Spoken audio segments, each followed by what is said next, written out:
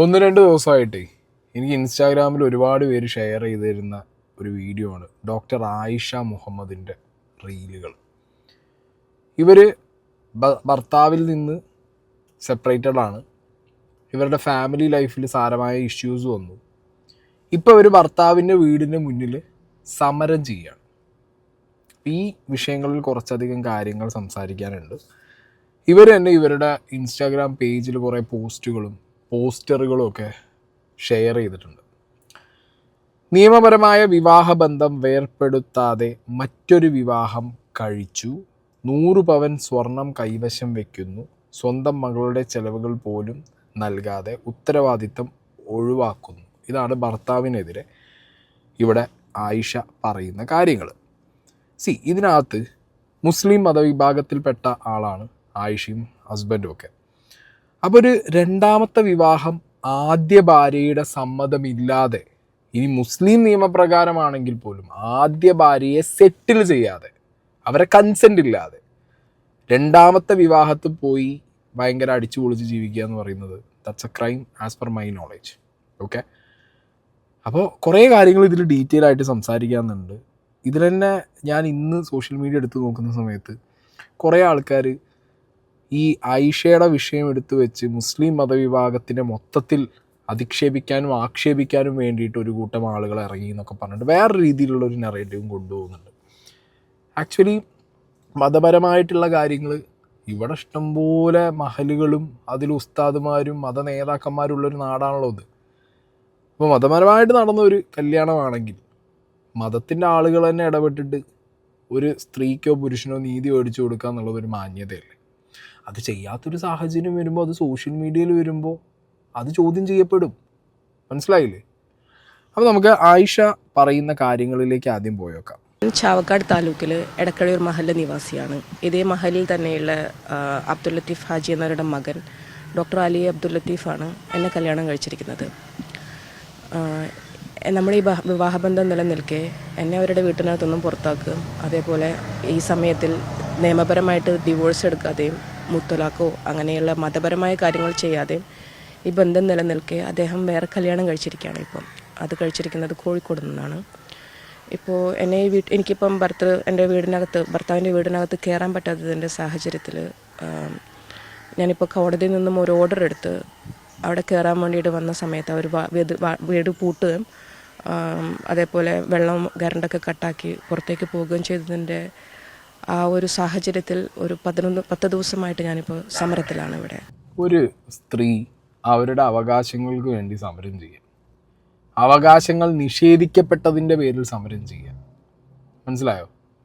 ഇതിനകത്ത് നമ്മൾ നോക്കിക്കാണേണ്ട ഒരു ആംഗിൾ എന്താ വെച്ചെങ്കിൽ, ഏതൊരു റിലേഷനാണെങ്കിലും അത് എൻഡ് ചെയ്യുന്ന സമയത്ത് അതിനൊരു ക്ലോഷർ വേണം. അത് രണ്ടു പേർക്കും, ആണിനും പെണ്ണിനും ഒരുപോലെ സമാധാനമാവുന്ന, സെറ്റിൽ ചെയ്യുന്ന രീതിയിലുള്ള ഒരു ക്ലോഷർ ആയിരിക്കണം ആ സാധനം. ഇവിടെ ഒരിക്കലും ഒരാൾക്കും ഒരു ബന്ധം തുടങ്ങി, ആ ബന്ധം കുറച്ചു കാലം മുന്നോട്ട് പോയി, അതിൽ നിന്ന് ഫിസിക്കലി മോണിറ്ററി ഒക്കെ കിട്ടുന്ന കുറേ ബെനിഫിറ്റുകൾ കിട്ടി, മെൻ്റലി കുറേ ബെനിഫിറ്റ് കിട്ടി. ഒരു ടൈമിൽ തോന്നുകയാണ് ആണിനോ പെണ്ണിനോ അവൻ പോരാ അവൾ പോരാ, അല്ലെങ്കിൽ രണ്ടുപേർക്കും തോന്നുകയാണ് ഈ റിലേഷനെ പോരാ എന്നുള്ളൊരു സിറ്റുവേഷൻ വരുമ്പോൾ ഒരാൾ മറ്റൊരാൾക്ക് പാരയായിട്ടോ ഒരാൾ മറ്റൊരാളെ ജീവിക്കാൻ വിടാതെയോ പല രീതിയിലുള്ള എന്താ പറയുക ട്രോമ അങ്ങോട്ടും ഇങ്ങോട്ടും കൊടുത്ത് അത് പിന്നെ നാളെ പാരൻസിനൊരു വിഷയമായി, നാട്ടുകാർക്ക് മൊത്തം വിഷയമായി.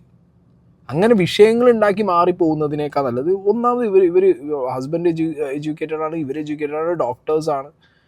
അറ്റ്ലീസ്റ്റ് ആ എഡ്യൂക്കേഷൻ്റെ ഒരു സാധനമെങ്കിലും കാണിച്ചിട്ട് പരസ്പരം ഒരു നല്ല ടേംസിൽ ഒരു കുട്ടിയുണ്ട്, ഓക്കെ, അപ്പം അതിൻ്റെ സെറ്റിൽമെൻറ്റ്സ് എന്താണോ അത് കൃത്യമായി ചെയ്തിട്ട് വേണം മാറിപ്പോവുക എന്നുള്ളൊരു ഫാക്ടറിലേക്ക് എത്താൻ. വെരി അൺഫോർച്ചുനേറ്റ്ലി ഇന്ന് ഇവരെ ഈ വീടിൻ്റെ മുന്നിൽ ഇതേപോലെ 10-12 ദിവസം അതിൻ്റെ മുന്നിൽ കൊണ്ടുവന്നിരുത്തി നാട്ടുകാരെ ഫുൾ അറിയിക്കുന്ന രീതിയിൽ ഇവരൊരു ബാനറും അടുപ്പിച്ച് രാപ്പകലില്ലാതെ ഇവർ വീഡിയോസും സോഷ്യൽ മീഡിയയിലിട്ട് മീഡിയേൻ്റെ മുന്നിൽ വന്നിട്ട് ഇവരുടെ സങ്കടങ്ങൾ പറയേണ്ട അവസ്ഥയിലേക്ക്, നിങ്ങൾ മതപരമായിട്ട് ജീവിക്കുന്ന ഒരു വ്യക്തിയാണ് ഈ ലേഡിയുടെ ഹസ്ബൻഡ് ആയിരുന്ന വ്യക്തി എന്നുണ്ടെങ്കിൽ ആ വ്യക്തി എന്ത് തിങ്ക് ചെയ്യണം? ഇത് നാളെ നിങ്ങൾ വിശ്വസിക്കുന്ന പടച്ചവൻ്റെ മുന്നിൽ പോയി കഴിഞ്ഞാൽ നിങ്ങൾ എന്തുത്തരം കൊടുക്കും? നിങ്ങൾ എന്ത് ബന്ധം തുടങ്ങി വെച്ചോ ആ ബന്ധം നല്ല രീതിയിൽ തീർത്തിട്ട് വേണ്ട അടുത്തൊരു ബന്ധത്തിലേക്ക് പോകാൻ. ഇത് ഏത് മതത്തിലും പറയുന്ന ബേസിക് കാര്യമല്ലേ. ഇതിൽ ഈ മതപരമായിട്ടുള്ള എലമെൻറ്റുകൾ എങ്ങനെ വരുന്നു, മതത്തിന് എന്തുകൊണ്ട് പറയുന്നു എന്നുള്ളൊരു ചോദ്യമൊക്കെ പലരും ചോദിക്കും. ഇപ്പോൾ ഇവരുടെ തന്നെ വീഡിയോ വന്നതിൻ്റെ ഒരു ഫേസ്ബുക്ക് പേജിനകത്ത് ഒരു കോമൻ്റ് ഒരു ലേഡി ഇട്ടിട്ടുണ്ട്, ജാസി സാറ എന്ന് പറഞ്ഞിട്ട്. അവർ ജെന്യുവിൻ പ്രൊഫൈലാണ്. അവരുടെ പ്രൊഫൈൽ കയറി വയ്ക്കുമ്പോൾ അവരുടെ ഫോട്ടോസും കാര്യങ്ങളൊക്കെ ഉണ്ട്. അവർ വളരെ ഓപ്പൺ ആയിട്ടുള്ള ഒരു കമൻറ്റാണ്. അതായത് ഈ വന്ന് നിന്ന് സംസാരിക്കുന്ന ഈ ആയിഷയുടെ ഹസ്ബൻഡിൻ്റെ ബ്രദറിൻ്റെ വൈഫായിരുന്ന വ്യക്തിയാണ് ഈ ജാസി സാറ. ഇവർ വളരെ കൃത്യമായിട്ട് എഴുതിയിട്ട കമൻറ്റിനകത്ത് പറയുന്നുണ്ട്, അതായത് ഈ ജാസി സാറയുടെ ഹസ്ബൻഡ് എന്ന് പറയുന്നത് ആയിഷയുടെ ഹസ്ബൻഡിൻ്റെ ബ്രദർ. ഇത് 2022 ഇവർ തമ്മിൽ ഖത്തറിൽ വെച്ചിട്ട് ഇത് ഇയാളൊരു NPD സൈക്കോപാത്താന്നുള്ളത് മനസ്സിലാക്കി ഈ ലേഡിയെ ഭയങ്കരമായിട്ട് ഉപദ്രവിച്ചതിന് ശേഷം അവരവിടെ കേസ് കൊടുത്ത് ഈ ബന്ധത്തിൽ നിന്ന് മാറിപ്പോകുന്നൊരു വ്യക്തിയായിട്ടാണ് അവരവിടെ കമൻറ്റിൽ ഇട്ടിട്ടുള്ളത്. അപ്പോൾ ഈ ഫാമിലി മൊത്തത്തിൽ ബ്രദറും ഇനി ഇവരുടെ ഉപ്പ, മനസ്സിലായി, ഇവരുടെ ഉപ്പ അടക്കമുള്ളവർ വളരെ നാർസിസിസ്റ്റിക് ആയിട്ടുള്ള ബിഹേവിയർ കാണിക്കുന്ന ഒരാളാണെന്നും ഇവരെന്തൊക്കെ അനുഭവിച്ചു ആ വീട്ടിനകത്ത് ഇരുന്നുകൊണ്ട്, അല്ലെങ്കിൽ ആ ബ്രദറിൻ്റെ വൈഫായിട്ട് ഇരുന്നുകൊണ്ട് എന്നുള്ളതൊക്കെ വളരെ കൃത്യമായി എഴുതിയിട്ടുണ്ട്. ഞാൻ ചോദിക്കുന്നത് നാട്ടുകാർക്കും മഹലുകാർക്കും പള്ളി കമ്മിറ്റിക്കാർക്കും ഈ പറഞ്ഞ മത നേതാക്കന്മാർക്കും ഉസ്താദുമാർക്കൊന്നും ഇതിനെക്കുറിച്ചൊന്നുമില്ല. ഒരു ഫാമിലിയിൽ 2 സ്ത്രീകൾ ഒപ്പം വിഷയം അനുഭവിക്കുകയാണ്, ഒരേ സിമിലർ കൈൻഡ് ഓഫ് വിഷയം അനുഭവിക്കുകയാണ്. അവർ ജീവിതത്തിൽ നിന്നൊക്കെ മാറിപ്പോവാണ്. അപ്പോൾ ഒരു ക്ലോഷറും കൊടുക്കാതെ മതത്തിൻ്റെ എന്തെങ്കിലും ഒരു ഫ്രീഡം വെച്ചിട്ട് ഒന്ന് കഴിഞ്ഞാൽ അടുത്ത ബന്ധം എന്ന് പറഞ്ഞു പോകുന്നുണ്ടെങ്കിൽ നിങ്ങൾ ആ മതത്തിലുള്ള ആളുകളെ പ്രൊട്ടക്റ്റ് ചെയ്യണോ? ഞാനതാ ചോദിക്കുന്നത്. മതപരമായിട്ട് നിൽക്കുകയാണ് അവരെന്നുണ്ടെങ്കിൽ അവരെ പ്രൊട്ടക്റ്റ് ചെയ്യണോ? ഇപ്പം ഈ പറഞ്ഞ ആയിഷയുടെ ഹസ്ബൻഡിനെ ഈ കമൻ്റ് ഇട്ട ലേഡി, അതായത് ആയിഷയുടെ ഹസ്ബൻഡിൻ്റെ ഏട്ടൻ്റെ ഭാര്യയായിരുന്ന ആ പെൺകുട്ടി പറയുന്നത് എങ്ങനെയാ അറിയാം? സ്പിരിച്വൽ നാർസിസിസം എന്നാണ്. മതപരമായിട്ടാണ് അയാൾക്ക് പ്രശ്നങ്ങൾ ഉണ്ടായിട്ടുള്ളത്. അപ്പം അങ്ങനത്തെയൊക്കെ എന്താ പറയുക, അവർ ഔട്ട് ആൻഡ് ഔട്ട്. അപ്പം ഇതിനകത്ത് മതം ചേർക്കാൻ പാടില്ല എന്നുള്ളൊരു ആംഗിൾ എന്തിനു കൊണ്ടുവരണം? പിന്നെ ഇതിനകത്ത് വേറൊരു രസം എന്താ വെച്ചെങ്കിൽ പല കമൻറ്റിലും കണ്ടു, ഇതിൽ ഒരാൾ വന്ന് സംസാരിക്കുന്നുണ്ട്. ഓക്കെ, അയാളുടെ വീഡിയോ ഞാൻ വെക്കാം. അതായത് ഈ ആയിഷയുടെ ഹസ്ബൻഡിൻ്റെ ഉപ്പാൻ്റെ അനിയൻ, അതായത് ആയിഷയുടെ ഹസ്ബൻഡിൻ്റെ എളാപ്പ, അയാൾ വന്നിരുന്നതൊക്കെ കോടതി തീരട്ടെ എന്നാണ് പറഞ്ഞുകൊണ്ടിരിക്കുന്നത്. കോടതി നിയമമുള്ള നാട്ടിൽ നിയമപരമായിട്ട് ഒരു ലേഡിയെ കല്യാണം കഴിച്ച് ഡിവോഴ്സ് കൊടുക്കാതെ അടുത്തൊരു സ്ത്രീയുടെ ഒപ്പം പോകുന്നു. അപ്പം അത് വിഷയമല്ലേ ഇവർക്കായിരിക്കും? അപ്പം അത് പറഞ്ഞാൽ പറയും അത് മതപരം. മനസ്സിലായോ? അപ്പം അത് മതപരമായിട്ട് ഞങ്ങൾക്ക് പോവാം, ഇസ്ലാം നിയമപ്രകാരം അങ്ങനെ പോവാം. പക്ഷെ ഇസ്ലാം നിയമപ്രകാരം പോകാൻ പറ്റില്ല. ആദ്യത്തെ ഭാര്യയെ സെറ്റിൽ ചെയ്യാതെയോ ആദ്യത്തെ ഭാര്യയെ കൺസെൻ്റ് ഇല്ലാതെയോ എങ്ങനെ രണ്ടാമത്തെ കല്യാണത്തിലേക്ക് പോയിട്ട് കല്യാണം കഴിക്കും? അങ്ങനെ കുറേയധികം ചോദ്യങ്ങൾ മതപരമായിട്ട് വരുമ്പോൾ ഇത് മതത്തിലേക്ക് കൊണ്ടുപോയി കെട്ടരുത് എന്നൊക്കെ പറഞ്ഞു കഴിഞ്ഞാൽ നടക്കുന്ന കാര്യമില്ല.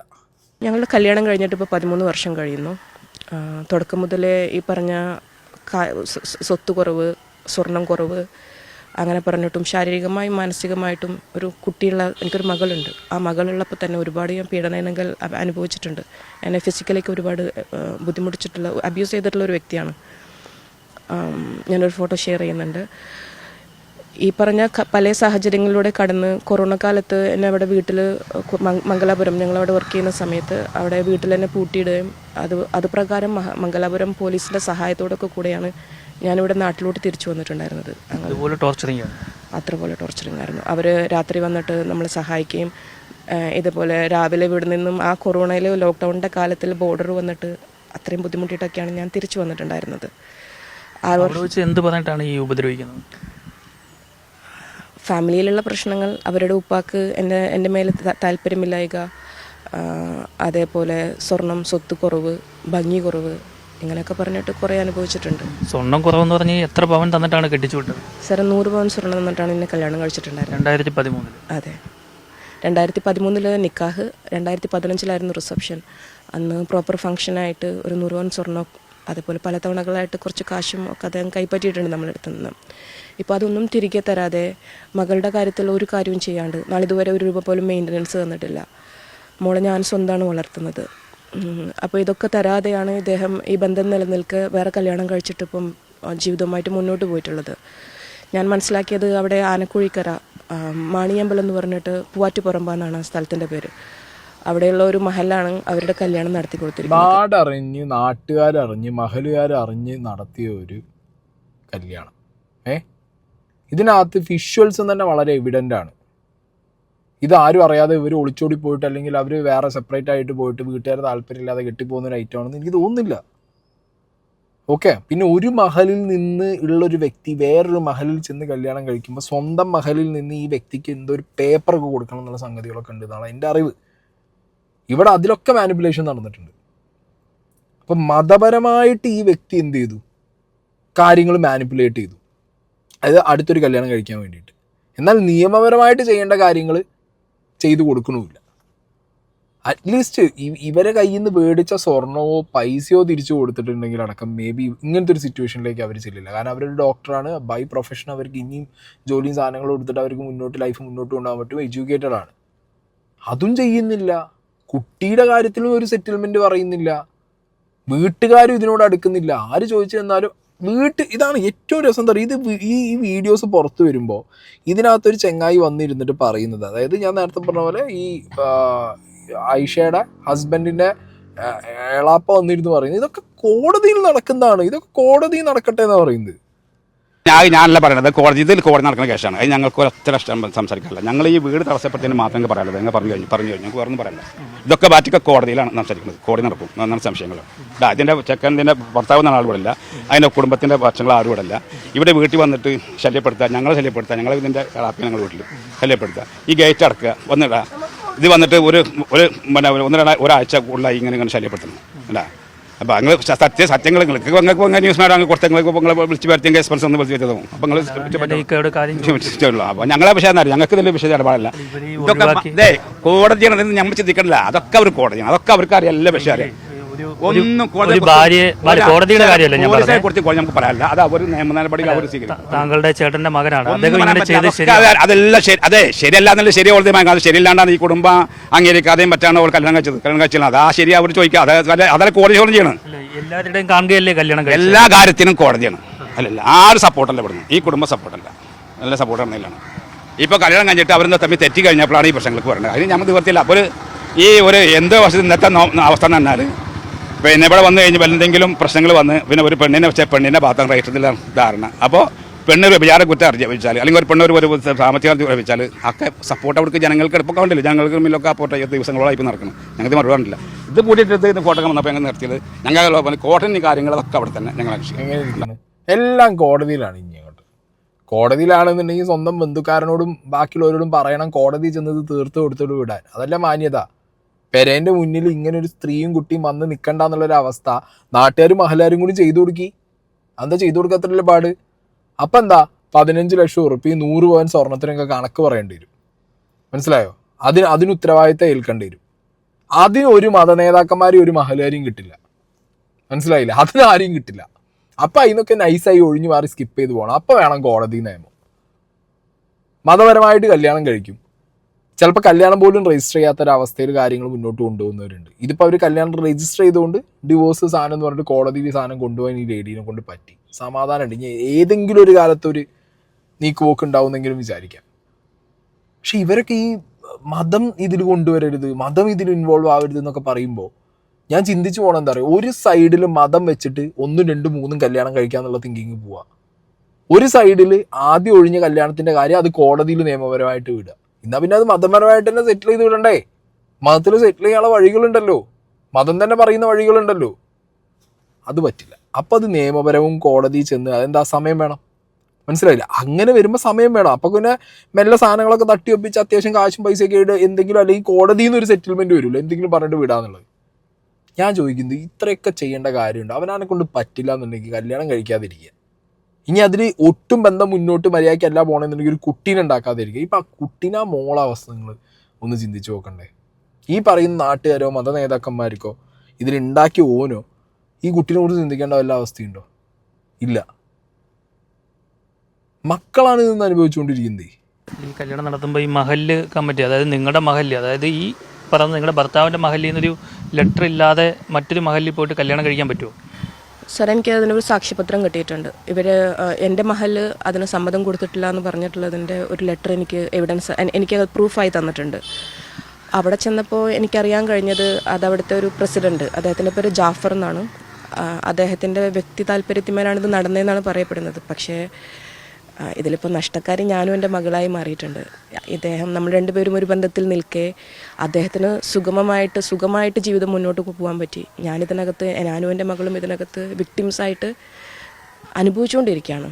ഇപ്പോൾ നോക്കൂ, 10 ദിവസമായിട്ട് ഞാനിതിൻ്റെ വീടിൻ്റെ ഫ്രണ്ടിലായിട്ട് സമരത്തിലുമാണ്. ആരുമില്ല നമ്മളെ കേൾക്കാൻ. ഈ മഹലിൽ പോയാൽ പറയും അവർക്കൊന്നും ചെയ്യാനില്ല എന്ന് പറയും. ആ മഹലിൽ പോയാൽ പറയും നമുക്ക് കല്യാണത്തിൻ്റെ മുന്നേ, അതായത് അവർ രഹസ്യ സ്വഭാവത്തിൽ നടത്തിയ ഈ കല്യാണത്തിൻ്റെ മുന്നേ ഞാൻ ചെന്നിട്ട് പരാതി കൊടുക്കണമായിരുന്നു എന്നുള്ളത്. അപ്പോൾ വളരെ വിഷമം തോന്നുന്നൊരു സിറ്റുവേഷനാണ്. അതായത് ജനിച്ചു വളർന്ന നാടും നമ്മുടെ കൂടെ നിൽക്കുന്നില്ല. ഇപ്പോൾ അദ്ദേഹത്തിനാണെന്നുണ്ടെങ്കിൽ വേറൊരു ജീവിതം ഉണ്ടാക്കി കൊടുത്തിട്ട് ഇപ്പോൾ ഞാനും എൻ്റെ മകളും വഴിയാധാരമായിരിക്കുകയാണ്. എൻ്റെ സ്വർണം, എൻ്റെ കുറേ സ്വർണം അദ്ദേഹത്തിൻ്റെ കയ്യിലുണ്ട്. ഒരു 100 പവൻ സ്വർണ്ണമുണ്ട്, 15 ലക്ഷം രൂപയുണ്ട്. അത് തിരികെ കിട്ടണം. ഇപ്പോൾ സംസാരിച്ച് വന്ന സമയത്ത് ശരിക്കും നഷ്ടപരിഹാരം അർഹിക്കുന്ന ഒരു വ്യക്തിയായിട്ട് നഷ്ടപരിഹാരം ചോദിക്കാനൊന്നും നമുക്ക് സാഹചര്യം ഇല്ലാണ്ടായിരിക്കുന്നു. നമ്മുടെ അവകാശങ്ങൾ തന്നെ തിരിച്ചു തരുന്നില്ല. പിന്നെ എൻ്റെ മകളുടെ കാര്യത്തിൽ ഒരു കൃത്യമായ തീരുമാനം. മോൾക്കിപ്പോൾ 10 വയസ്സായി. കഴിഞ്ഞ 6 വർഷക്കാലമായി ഞാൻ ഒറ്റയ്ക്ക് ആ കുട്ടീനെ വളർത്തുന്നത്. മകളുടെ കാര്യത്തിലൊരു തീരുമാനം വരണം. സാർ, അബ്യൂസസ് എന്ന് പറഞ്ഞിട്ട് എന്ത് പറഞ്ഞിട്ടുണ്ടെങ്കിലും ഞാനതിൽ ഫിസിക്കലി ഉണ്ട്, ഇമോഷണലി കുറക്കാലം, ഇപ്പോഴും ഫൈനാൻഷ്യലി, സോഷ്യലി. ഇപ്പോൾ നോക്കൂ, എൻ്റെ ഒരു പ്രശ്നം പറഞ്ഞിട്ട് ഞാനിപ്പോൾ സമൂഹ മാധ്യമത്തിൽ നിന്ന് സംസാരിക്കുന്ന രീതിക്ക് എത്തുന്ന സമയത്ത് സാറിന് തന്നെ അറിയില്ല അതിൻ്റെ ഉത്തരങ്ങൾ. ഈ ലേഡി പറഞ്ഞ സാധനങ്ങളിൽ ആർക്കെങ്കിലും ഒരു റോങ് സാധനം ഉണ്ടെന്നുണ്ടെങ്കിൽ നിങ്ങൾ കമൻ്റ് ഇടുക. അതായത് ഈ ലേഡിക്ക് നീതി മേടിച്ചു കൊടുക്കേണ്ടത് ആരാ? മതപരമായിട്ട് നടന്ന ചടങ്ങുകളും കല്യാണങ്ങളും മതത്തിൽ ചുറ്റിപ്പറ്റി നടന്ന കാര്യങ്ങൾക്ക് ഇവിടെ മത നേതാക്കന്മാരുണ്ട്, ഇല്ലാത്ത നാടല്ല. മഹലുകൾ, കമ്മിറ്റികൾ, മതനേതാക്കന്മാർ, ഉസ്താദുമാർ എല്ലാവരും ഉണ്ട്. ഇവിടെ ഏതെങ്കിലും ഒരു പെൺകുട്ടി തട്ടമിട്ട് ഡാൻസ് കളിച്ചാൽ അതിൽ 100 പരാമർശങ്ങൾ നടത്താൻ യൂട്യൂബ് ഹാജിമാരും ഉസ്താദുമാരും ഉണ്ട്. പിന്നെ കുറച്ച് താത്താമാരുണ്ട്, ഇല്ലേ? മതത്തിനെ മാത്രം പറഞ്ഞ് നടക്കുന്നവർ ഉണ്ടോ? ഇല്ല? നിങ്ങൾ ആലോചിക്കുക. ഒരു പാട്ട് പാടിയാൽ, ഒരു ഡാൻസ് കളിച്ചാൽ ഒക്കെ തിരുത്താൻ വേണ്ടി വരുന്നതും മതത്തിനെ പറയുമ്പോൾ അങ്ങോട്ട് പൊട്ടി മുളച്ച് വരുന്ന ആൾക്കാരുണ്ട്. ഇവിടെ മതത്തിൻ്റെ ഉള്ളിൽ ഇരുന്നു കൊണ്ട് സഫർ ചെയ്യുന്ന ഇങ്ങനത്തെ ഈ സ്ത്രീകളെ നിങ്ങൾ എങ്ങനെ അഡ്രസ്സ് ചെയ്യും? ഇവരെ വിഷയങ്ങൾ നിങ്ങൾ എങ്ങനെ കൈകാര്യം ചെയ്യും? മറുനാടനിൽ കണ്ട വേറൊരു കാഴ്ച ഉണ്ട്. ഒരു കാക്ക അവിടെ നിന്ന ഇതുവരെ ബന്ധുക്കാരോ കൂട്ടക്കാരോ നാട്ടുകാരനായിരിക്കാം, മേ ബി അവിടെ വീടിനവിടെ നിന്ന കാക്കാനോട് മൈക്കും കൊണ്ടുപോയിട്ട് ഈ വിഷയത്തിലൊരു കാര്യം ചോദിച്ചു. എന്താണ് നിങ്ങൾക്ക് പറയാനുള്ളത്? ഈ മൂപ്പര ഡയലോഗ് കേട്ടുണ്ട്. ഇവിടെ ഇന്ത്യയുടെ നിയമം ശരിയാണ്, അത് ഇവിടെ ശരിയാത്ത നിയമപ്രകാരമാണ് നടക്കുന്നത്. ശരിയാത്ത നിയമത്തിൽ അങ്ങനെ 4 കല്യാണം വരെ കഴിക്കാം. എത്ര കല്യാണം കഴിച്ചു? ഞാൻ 2 കല്യാണം കഴിച്ചു. ഇവർ ആദ്യം മുതൽക്ക് അതിന് ഇഷ്ടപ്പെടുന്നത് കാര്യമല്ല. കല്യാണം നടത്തിയതോ ഇവിടെ ഒന്നും ഉണ്ടായിട്ടില്ല. അത് അവളവിടെ കൊണ്ടുവച്ച് അവനെ കൈവശപ്പെടുത്തി അപ്പം ചെയ്തതാണ്. അല്ലാണ്ട് ഇവർ ഈ കാര്യങ്ങളൊന്നും അറിയില്ല. നിയമപരമായിട്ട് ഒരു കല്യാണം കഴിച്ചില്ലേ? നിയമപരമായിട്ട് കല്യാണം കഴിച്ചിട്ടുണ്ടെങ്കിൽ ജീവിക്കുക ചെയ്തല്ലോ, ജീവിച്ചിട്ടുണ്ടോ? മോളില്ലേ? ഉണ്ടാവും, അതാവും സമ്മതിക്കേണ്ട കാര്യമാണ്. ഇങ്ങനെ വീണ്ടും ഒരു കല്യാണം കഴിക്കാൻ പാടുണ്ടോ? ഒരു കല്യാണം കഴിച്ചാൽ 5 വർഷം ഒന്ന് കാത്തിരുന്നാൽ പോരെ? അവനൊരു മനുഷ്യനല്ലേ, വിചാരമുള്ള മനുഷ്യനല്ലേ. അവനക്കൊരു തോന്നിയാസം ചെയ്യാൻ പറ്റുമോ? ഒരു നല്ല ഹലാലായി എല്ലാവരും ജീവിക്കാൻ അവനക്ക് പറ്റുമോ? ഹലാലല്ലോ മിച്ചർ. ഇപ്പം ചെയ്തത് പിന്നെ തോന്നിയാസല്ല, നല്ല കാര്യം ചെയ്തിട്ടുള്ളത്. അല്ല, മൂപ്പരെ ന്യായീകരിക്കും. മൂപ്പരെ സംബന്ധിച്ചിടത്തോളം 4 കെട്ടാൻ ഞാൻ 2 കെട്ടി, ഇനിയും വേണമെങ്കിൽ 2 റെഡിയാന്നുള്ള മൂഡിലാണ് മൂപ്പര് നിൽക്കുന്നത്. അപ്പോൾ മൂപ്പരോട് മൈക്കും കൊണ്ടുപോയി ചോദിച്ചു കഴിഞ്ഞാൽ മൂപ്പരെന്താ പറയുക? ഓൻ്റെ വിചാരങ്ങൾ അതാണ്.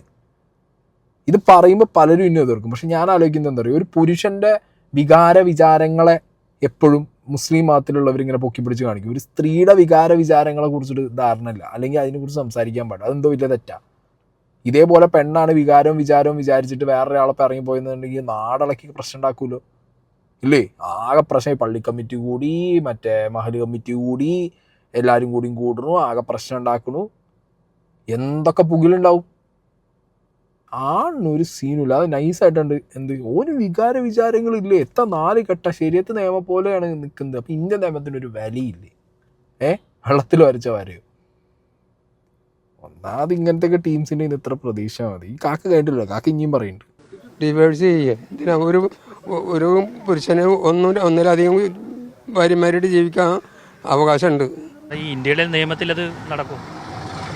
ഇവിടെ ഇന്ത്യയുടെ നിയമം ശരിയാണ്, അത് ഇവിടെ ശരിയാത്ത നിയമപ്രകാരമാണ് നടക്കുന്നത്. ശരിയാത്ത നിയമത്തിൽ അങ്ങനെ വകുപ്പുണ്ട്. 4 കല്യാണം വരെ കഴിക്കാം. ഇക്ക എത്ര കല്യാണം കഴിച്ചു? ഞാൻ 2 കല്യാണം കഴിച്ചു. രണ്ടുപേരോ? രണ്ടുപേരും ഇവിടെ ഉണ്ട്. 2 പേരും ഇവിടെ ഉണ്ട്. ഒന്ന് എൻ്റെ വീട്ടിലുണ്ട്, ഒന്ന് എൻ്റെ ഭാര്യയുടെ വീട്ടിലുണ്ട്. രണ്ടുപേരും ഒറ്റ വീട്ടിൽ നിർത്തത്തില്ല? ഒരു വീട്ടിൽ നിർത്തത്തില്ല രണ്ടുപേരും? ഇതിപ്പോൾ എൻ്റെ വീടല്ലല്ലോ, ഇവിടെ ഉള്ളത് എൻ്റെ വീടല്ല, അത് ആളുടെ വീടാ. എന്തുകൊണ്ടാണ് ഈ 2 കല്യാണം കഴിച്ചത്? അത് സ്വഭാവ ദോഷം കൊണ്ട് തന്നെ, അല്ലാണ്ട് വേറൊന്നുമല്ല. രണ്ടിലും മക്കളുണ്ടോ? 2 മക്കളുണ്ട്. അവര് കാണാറുണ്ടോ? അവരായിട്ടൊന്നും കാണലും സംസാരിക്കലൊന്നുമില്ല. അപ്പോൾ ആളുടെ കൂടെ ഇപ്പം ജീവിക്കുന്നത്? ഞാനും എൻ്റെ വീടും എൻ്റെ അതെല്ലാം കൂടിയിട്ട് അവർക്ക് ഉപേക്ഷിച്ച് കൊടുത്തു. കല്യാണം കഴിച്ചു കൊടുക്കോ? രണ്ടാമത് കല്യാണം ആദ്യം കഴിച്ചു കൊടുത്തു. അപ്പോൾ അവരവിടെ സുഖമായിട്ട് അവർ താമസിക്കുന്നുണ്ട്. അപ്പോൾ അവരായിട്ട് വേറെ കുഴപ്പമൊന്നുമില്ല. ഇപ്പം രണ്ടാമത്തെ ആളുടെ വീടാ കൂടെ. അപ്പം എന്താ ജോലി? എന്താ? എനിക്ക് ജോലിയൊന്നുമില്ല. മക്കൾ ജോലിയൊക്കെ ഉണ്ട്. ഈമാൻ്റെ നിറകൂടം. ഇക്ക് ജോലിയൊന്നുമില്ല, മക്കള് ജോലിക്ക് പോകുന്നുണ്ട്, ഞാൻ 2 കെട്ടിക്കണം, വേണമെങ്കിൽ ഓളെ വേറൊരു കെട്ടിന് റെഡിയാ എന്നുള്ളൊരു മൂഡിലാണ് ഈ ചങ്ങായി പറയുന്ന കാര്യങ്ങൾ. ഇങ്ങനത്തെ മെൻറ്റാലിറ്റിയാണ് ഏറ്റവും വലിയ വിഷയം. ആരെ പ്രശ്നം അത്? ഓളെ കയ്യിലിരിപ്പുണ്ട്, ഞാൻ വേറെ കെട്ടി. എന്നിട്ട് പക്ഷെ മാന്യനാ, ആദ്യത്തെ ഇയാളെ സ്വന്തം വീട് ഇതൊക്കെ ആദ്യത്തെ ഭാര്യയ്ക്ക് കൊടുത്തു എന്നാണ് പറയുന്നത്. എന്നിട്ട് രണ്ടാമത്തെ ഭാര്യൻ്റെ വീട്ടിലാണ് വന്ന് നിൽക്കുന്നത്. അങ്ങനെ ഒരു മാന്യത ഇയാളെ അതിനിടയിൽ കൂടി പറഞ്ഞു, ഉള്ളത് പറയണല്ലോ. പക്ഷേ ഞാൻ ചിന്തിച്ചു പോണത്, ഒരു മതത്തിൻ്റെ നിയമത്തിൽ പറഞ്ഞ കാര്യങ്ങളെ എങ്ങനെ മിസ്ലീഡ് ചെയ്ത് മാനിപ്പുലേറ്റ് ചെയ്ത് അതിൽ നിന്ന് എന്തെങ്കിലും ലൂപ്പുകൾ കണ്ടുപിടിച്ച് 1, 2, 3 കെട്ടിക്കോ, അല്ലെങ്കിൽ ആണിന് മാത്രമാണോ പറ്റും, പെണ്ണിനും പറ്റില്ലേ? ഇവർ പറയുന്ന ആണിന് 1, 2 സ്ത്രീകളൊപ്പം, പെണ്ണ് 1, 2 പുരുഷന്മാരൊപ്പം ജീവിക്കും എന്നുള്ളത് പറഞ്ഞാൽ അപ്പം അത് പ്രശ്നം, അത് പുകില, അത് വിഷയമാണ്. ഞാൻ പറഞ്ഞു, മതത്തിൻ്റെ ആംഗിൾ ഇതിലേക്ക് വരുന്നതോ കൊണ്ടുവരേണ്ട ഒരു അവസ്ഥയോ വരുന്നത് എങ്ങനെയാണെന്ന് വെച്ചെങ്കിൽ, മതപരമായിട്ട് നടന്ന ഒരു കല്യാണം, ഓക്കെ, മഹലും ഉസ്താദുമാരും മതനേതാക്കന്മാരും നാട്ടുകാരും കുടുംബക്കാരൊക്കെ ഇടപെട്ട് നടന്നൊരു കല്യാണത്തിനകത്തൊരു വിഷയം വരുമ്പോൾ മാന്യമായ രീതിയിൽ ആ സ്ത്രീയെ സെറ്റിൽ ചെയ്ത് വിടാൻ വേണ്ടിയിട്ട് ആ പുരുഷൻ്റെ ഫാമിലിയെ പുരുഷനോട് പറയുക എന്നുള്ളത് അതൊരു കടമയാണ്, ഒരു റെസ്പോൺസിബിലിറ്റിയാണ്. അത് ചെയ്യാത്തിടത്തോളം കാലം ആ സ്ത്രീക്ക് ഒരു സെറ്റിൽമെൻറ്റ് മേടിച്ചു കൊടുക്കുക, അതൊരു ക്ലോഷർ കിട്ടാത്തിടത്തോളം കാലം ഇത് മതത്തിൻ്റെ മുകളിൽ വരാൻ പാടില്ല, മതത്തിലേക്ക് കൊണ്ടുപോകാൻ പാടില്ല എന്നൊക്കെ കരയുന്നവരോട് പുച്ഛം മാത്രമാണുള്ളത്. ഓക്കെ, ആൻഡ് ആ മതത്തിൽ തന്നെ പറയുന്നുണ്ട്, ഒരു സ്ത്രീയെ കല്യാണം കഴിച്ചു കഴിഞ്ഞാൽ ആ സ്ത്രീയുടെ സമ്മതത്തോടു കൂടിയോ അല്ലെങ്കിൽ ആ സ്ത്രീയെ സെറ്റിൽ ചെയ്തതിന് ശേഷമോ മാത്രം എന്ത് ചെയ്യുക, രണ്ടാമത്തെ കല്യാണത്തിലേക്ക് പോകുക എന്നുള്ളത് മതപരമായിട്ടും തെറ്റാ. ഈ സ്ത്രീയെ അറിയിച്ചിട്ടില്ല, ഈ സ്ത്രീയെ സെറ്റിൽ ചെയ്തിട്ടില്ല, ആ മഹലിൽ നിന്ന് തന്നെ മാനിപ്പുലേറ്റ് ചെയ്ത പേപ്പർ ഉണ്ടാക്കി. അപ്പോൾ അത് തെറ്റായിട്ടുള്ള രീതിയിലാണ് അയാൾ വീണ്ടും കല്യാണം കഴിച്ചത് എന്നുള്ളത് വളരെ എവിഡൻ്റ് ആകുമ്പോൾ ഇനിയും കമൻറ്റ് ബോക്സിൽ വന്നിട്ട് ഈ സ്ത്രീയുടെ പ്രശ്നമാണ്, ഇവളുടെ കുഴപ്പമാണ്, അങ്ങനെ ഇങ്ങനെ എന്നൊക്കെ പറഞ്ഞ് ഞാൻ നോക്കുന്ന സമയത്തുണ്ട് ആ മൂത്താപ്പാനെ സപ്പോർട്ട് ചെയ്ത് കുറേ ആൾക്കാർ കമൻറ്റ് ഇട്ടിട്ട് ഇൻസ്റ്റാഗ്രാം അവർ, ഇയാൾ ശരിയാണ്, ഇയാളെ ബോഡി ലാംഗ്വേജ്, അയാളെ പ്രശ്നത്തിൽ 10 ആൾ നാട്ടുകാർ അറിഞ്ഞു, അല്ലെങ്കിൽ ഇങ്ങനെ ഒരു വിഷയം നടക്കുന്നു. അപ്പം സ്വയം ന്യായീകരിക്കുക, വെളുപ്പിക്കുക എന്നുള്ള രീതിക്ക് ആരും ചെയ്തു പോകില്ലേ? നിങ്ങളൊന്ന് ആലോചിച്ച് നോക്ക്. മകക്കൊരു നേരം ഒന്നും കൊടുക്കുന്നില്ല, അവരെ കയ്യിൽ നിന്ന് മേടിച്ചത് തിരിച്ചു കൊടുക്കുന്നില്ല, അവരെന്ത് ചെയ്യാൻ പറ്റും? പോലീസ് സ്റ്റേഷന് ചോദിച്ച സമയത്ത് ഇവർ ഈ ഇൻ്റർവ്യൂവിനിടയിൽ പറയുന്നുണ്ട്, പോലീസുകാരൊന്നും തിരിഞ്ഞിട്ട് നോക്കുന്നില്ല. അങ്ങനത്തെ ഒരു സാഹചര്യത്തിൽ ഇതൊക്കെ തന്നെ ചെയ്യാൻ പറ്റുള്ളൂ. ഓക്കെ, അപ്പോൾ അത് മാന്യമായി സെറ്റിൽ ചെയ്ത് വിടാൻ വേണ്ടിയിട്ട് പള്ളിയും പട്ടക്കാരെല്ലാവരും കൂടി തീരുമാനിച്ചിട്ട് ചെയ്തു കൊടുക്കുക. ഇല്ലാന്നുണ്ടെന്നുണ്ടെങ്കിൽ ഇവർ ഇപ്പം നാളെ ഇവരങ്ങോട്ട് എന്തെങ്കിലും ഒരു കടുങ്കൈ ചെയ്ത് കഴിഞ്ഞാൽ അന്ന് ചോദിക്കാനും പറയാനും നിലവിളിക്കാനും 10 ആൾ വരില്ലേ? ഒരമ്മയും കുട്ടി ഒരു മാനസികാവസ്ഥയിൽ ഒരു മോശം സാഹചര്യത്തിൽ അവരെന്തെങ്കിലും ഒരു കടുങ്കൈ ചെയ്ത് കഴിഞ്ഞാൽ അന്ന് ആര് ഉത്തരവാദികളാവും? ആരുത്തരം പറയും? അന്ന് ഈ പറയുന്ന പടച്ചോനും മതമൊക്കെ അന്ന് പുറത്തു കൊടുക്കും അവർക്ക്. ഇതൊക്കെ അറിഞ്ഞിട്ടും ഒന്നും ചെയ്തു കൊടുക്കാത്തവരുടെ ഗതികേടൊന്നും ആലോചിക്കുക, തീർത്താ തീരാത്ത ശാപമാവില്ലേ ജീവിതകാലം മൊത്തം? ഒരു മനുഷ്യൻ്റെ അവസ്ഥയാണ്. അറ്റ കൈക്ക് എന്താവും എന്നുള്ളത് പറയാൻ പറ്റില്ലല്ലോ. ഒരുത്തന് മാത്രം സുഖജീവിതം കിട്ടിയാൽ മതിയോ? ഇപ്പോഴത്തെ അയാളുടെ റെസ്പോൺസിബിലിറ്റി ഇരിക്കുന്നില്ലേ? അത് ചെയ്യണ്ടേ? പ്രോപ്പറായൊരു ക്ലോഷർ കൊടുക്കുക എന്നുള്ളത് നിർബന്ധമാണ്. അതിന് മതപരമായിട്ടാണെങ്കിലും ഇന്ത്യൻ നിയമപ്രകാരമായിട്ടാണെങ്കിലും അത് ചെയ്തു കൊടുത്തില്ല എന്നുണ്ടെങ്കിൽ അതിൽ സംസാരങ്ങൾ വരും. അവിടെ വന്നിരുന്നിട്ട് ഇനി മതത്തിൻ്റെ വിക്ടിം കാർഡ് ഇട്ട് കരഞ്ഞിട്ടൊന്നും കാര്യമില്ല.